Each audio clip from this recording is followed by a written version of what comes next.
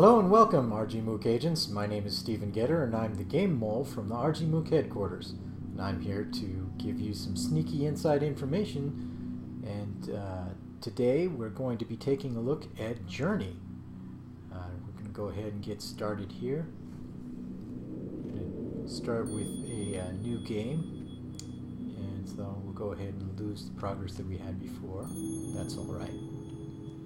Now this is a slightly different format because this is a PlayStation 3 game, so not sure how well this is going to work, but we're going to give it a try.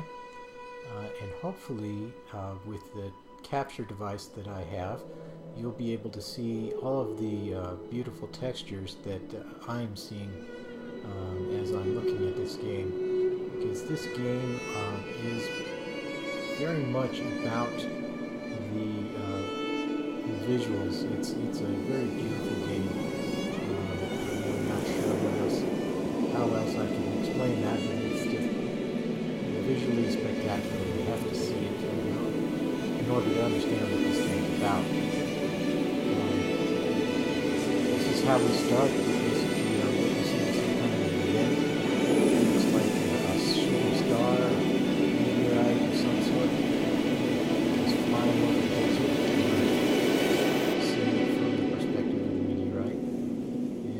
Start with our character, and this is the person that we're going to be. Kind of an androgynous person, hard to really know anything about this person based on the way they're dressed, because it's very dark inside and there's kind of shapeless on the outside. But one thing about the aesthetic is that it seems to be in favor of tall and slender. It's basically this is where we get started with learning to use the controls. You can steer your perspective around with the right control stick, and you can get moving by using the left control stick. And I'm not sure how much sound detail you're getting, but it's really quite interesting to listen to the person walking through the sand and the fluttering of his clothes, if it's a he, that is. Could be her clothes, I suppose. You'll never see this character's feet because I don't think they bothered drawing them. It just looks like their legs kind of end in a point. And the first thing we need to do is get to the top of this hill where we have a couple of markers stuck in the sand. Not sure what those markers are. They can almost look like they've got some kind of writing on them. It's foreign writing. We come to the title screen and we see basically the mountain in the distance. So that's probably our journey destination. As we look down, there's a whole bunch of these markers in the sand. It makes you wonder, are these gravestones? And this writing is almost reminds me of Asian or Japanese writing, but it's definitely different. It's not anything I recognize. Walk down this hill, we start sliding. It's kind of a cool way to travel. We start running as the slide ends. I always like these games where you have one control stick moving you and the other control stick looking at your perspectives. I don't know if that's a skill I developed a long time ago, so it doesn't bother me anymore, but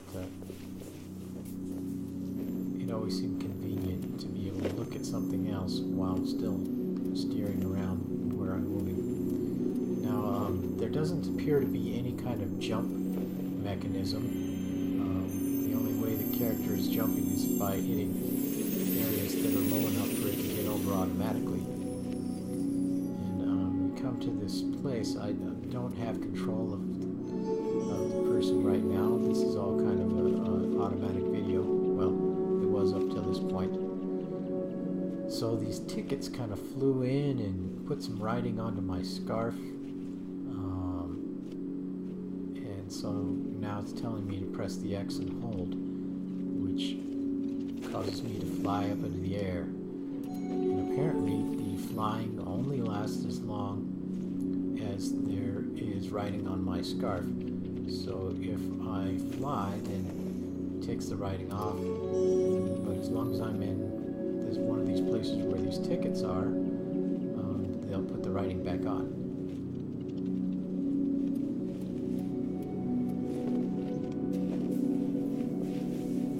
Again, that's a kind of a semi-Asian aesthetic. It's been my experience in watching Japanese, Chinese films that wizards or witches, when they go to cast spells, they do so by writing on a piece of paper and pressing that piece of paper into a place. That's how they do spells. So I think this might be the inspiration for these tickets. So as we're walking through and I'm wondering what these markers are, I think they may be gravestones. And if that's the case, then these little tombs here at the end with these floating tickets might represent spirits. Hard to say, but I guess that's up for you guys to make the determination on what you think it is. I'm going to head over towards where it looks like there's a large building in the distance. Larger anyway than the ones I've been at.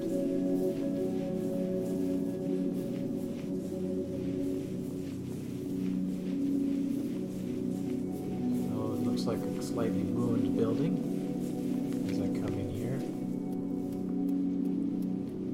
Sand built up in the corner from, you would assume, the wind put it there.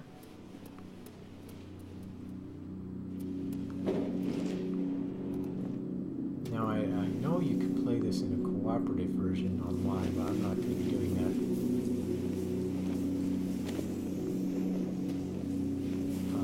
Demonstration purposes, for our demonstration purposes, but you might want to do that. Might have a completely different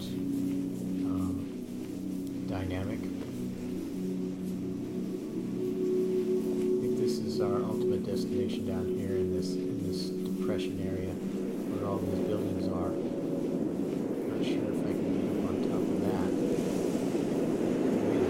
I guess the answer is no, I cannot go that way.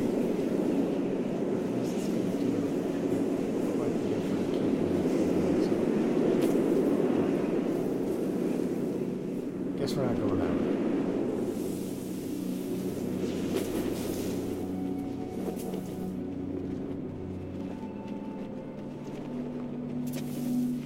So I seem to have a pretty good glide power, even when I don't have writing on my scarf to give me power to float upwards. I float downwards very slowly, so it's impossible to fall to your death in this game, it looks like.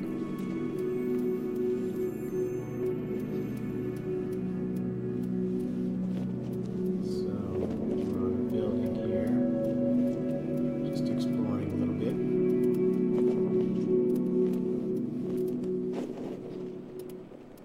And there's some more writing. It looks like my scarf got a little longer. That doesn't mean that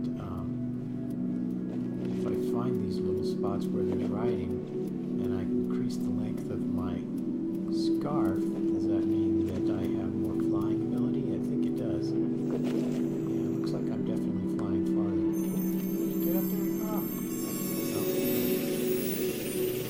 That was successful enough, apparently.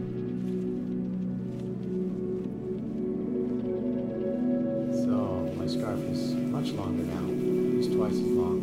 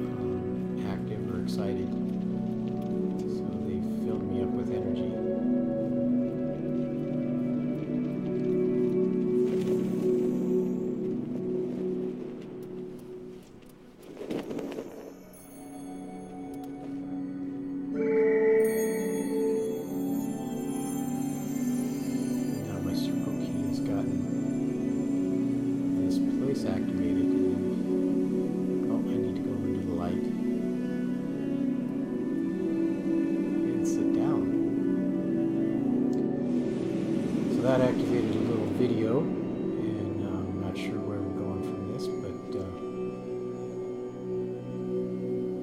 think that each section is probably going to have a video like this, so we're going to pay attention to this instead.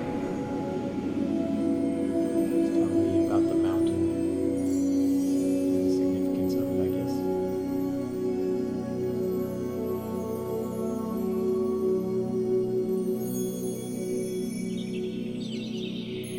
I'm guessing that this has something to do with the religion of the people who live here, and that I'm part of.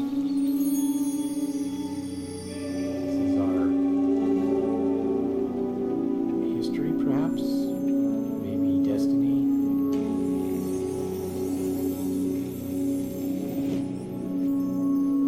In any case, we're just supposed to watch this section. There's nothing to be done. Nothing to be done at this moment.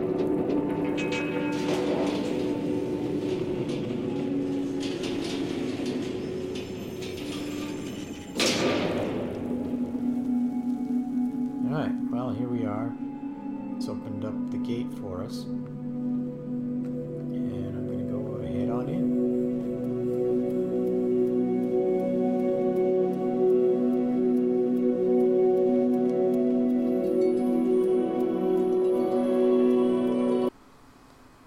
Oh, it looks like it's coming up on 15 minutes again. I better get out of here before the Arjimuk headquarters people catch on to me. I'll see you next time, and good luck.